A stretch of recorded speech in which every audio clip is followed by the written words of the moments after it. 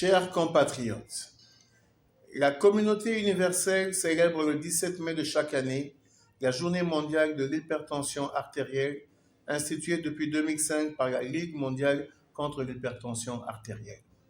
Cette maladie est le plus puissant facteur de risque des maladies cardiovasculaires et le principal pourvoyeur des accidents vasculaires cérébraux, de plusieurs atteintes cardiaques, notamment les cardiopathies ischémiques, l'insuffisance cardiaque ainsi que l'insuffisance rénale. À l'échelle mondiale, environ un adulte sur 3 est porteur de l'hypertension artérielle, ce qui représente environ 1 milliard d'hypertendus sur notre planète.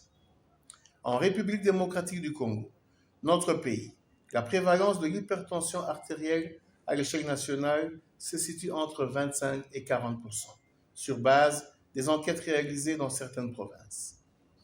Elle constitue ainsi, avec l'ensemble des maladies cardiovasculaires, un grand problème de santé publique dans notre pays. Les statistiques hospitalières collectées par le Programme national de lutte contre les maladies cardiovasculaires couvrant les 10 dernières années dans la ville-province de Kinshasa indiquent que les complications de l'hypertension artérielle, représentées essentiellement par l'accident vasculaire cérébral, l'insuffisance cardiaque, constituent la première cause de mortalité chez l'adulte dans notre pays. Ceci est d'autant plus inquiétant, car ces décès concernent dans notre pays, contrairement aux pays occidentaux, la tranche d'âge économiquement active. Face à cette tragédie silencieuse, et en attendant que notre pays se dote de moyens nécessaires pour la prise en charge efficace de ces maladies, la prévention demeure le meilleur moyen de se prémunir de celles-ci. Cette prévention consiste en l'adoption d'un mode de vie sain dans le vécu quotidien de chacun d'entre nous. Il s'agit en l'occurrence de pratiquer une activité physique régulière, de manger moins salé, moins sucré et moins gras, de modérer la consommation d'alcool et de s'abstenir de fumer.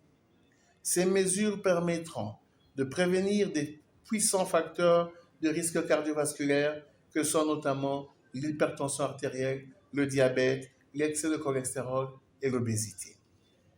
Par ailleurs, dans le contexte actuel de la pandémie de la COVID-19, une attention particulière mérite d'être accordée aux personnes porteuses de comorbidités parmi lesquelles figure l'hypertension artérielle, qui favorise la survenue des formes sévères de la maladie et par conséquent l'accroissement du taux de mortalité lié à cette pandémie.